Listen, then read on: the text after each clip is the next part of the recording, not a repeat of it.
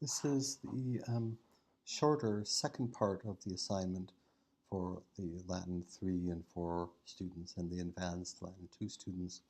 I just want you to take this text, which is available in Google Docs. There'll be a link to it in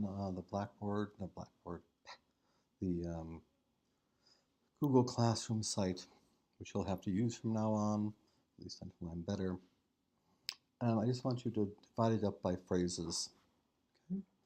by grammatical units.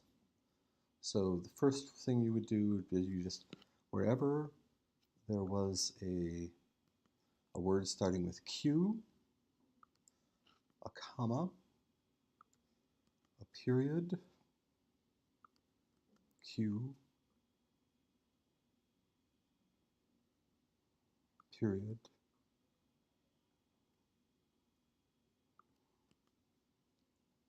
semicolon.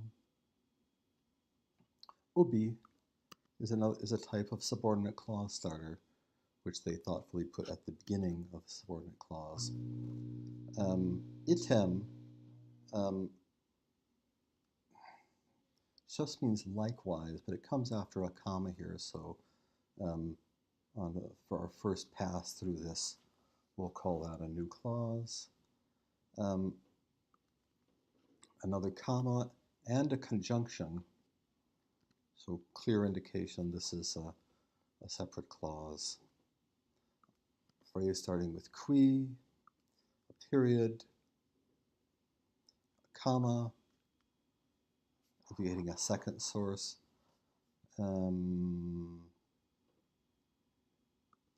Pistolam quam.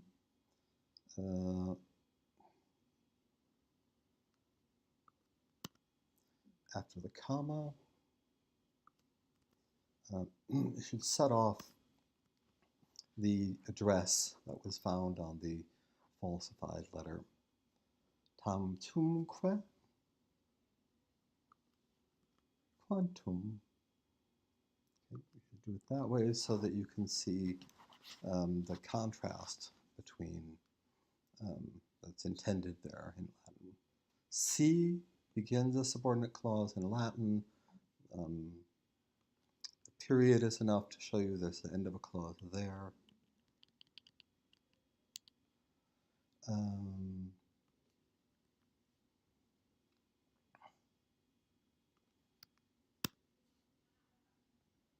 In tabernaculum. This is all pretty elementary, as you can see. You'll be able to do this by yourself in no time.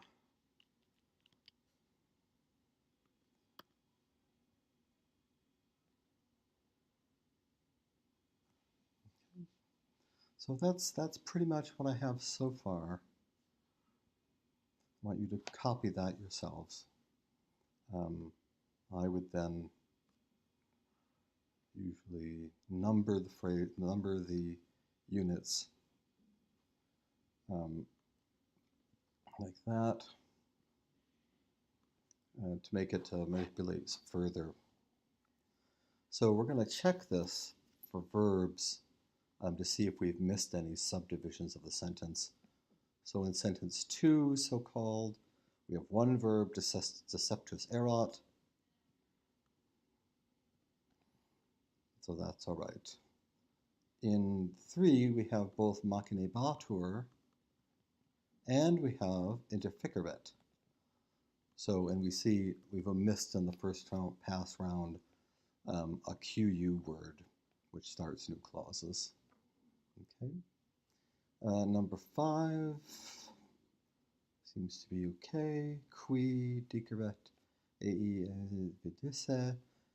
And then ut starts a subordinate clause as well. To move the camp in one day. Okay. Number 8.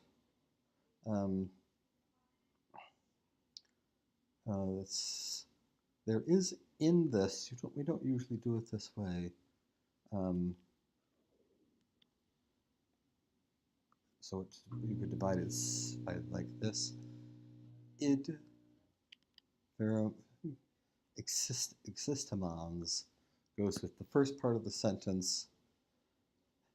Agamemnon thinking it true. But it's not more than that. So it wouldn't hurt to divide those two, although this is technically a participle, and you normally want here a finite verb, not a participle. Okay, number 9, imperat.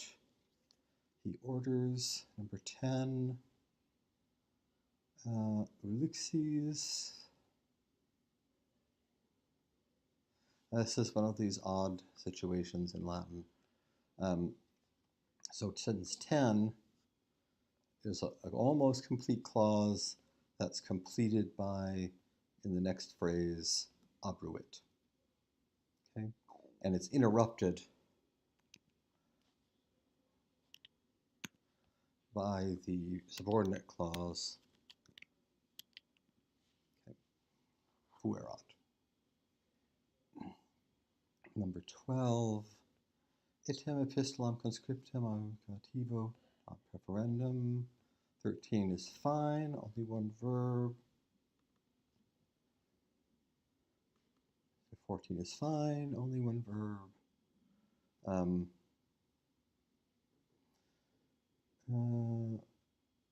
This sentence has 3 time words building up to the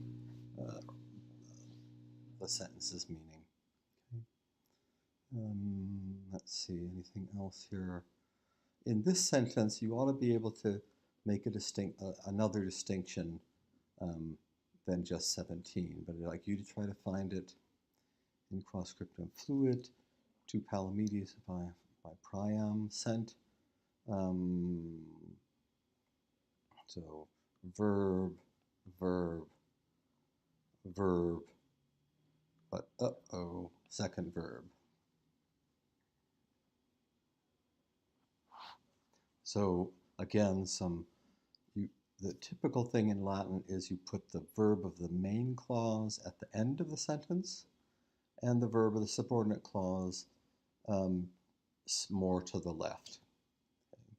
So you decide there where there must be a division of the sentence into 2 sentences. Itaque Palamedes, so the phrase is interrupted by the subordinate clause cum, esse productus et factum negeret, when he was brought in and denied the fact. In tabernaculum meus inierunt, et aurum effodierunt.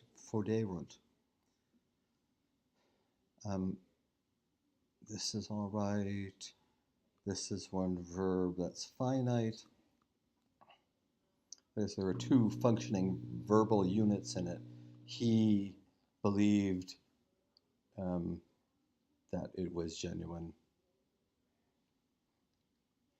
You could start getting used to the idea that quo facto, that is, short ablative phrases at the beginning of sentences, are often their own little unit grammatically.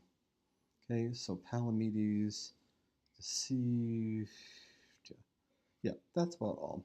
Okay, so do that for me too, and then you'll be able to translate, which you can do right on this piece of paper if you wish to. Okay, yeah, that's fine.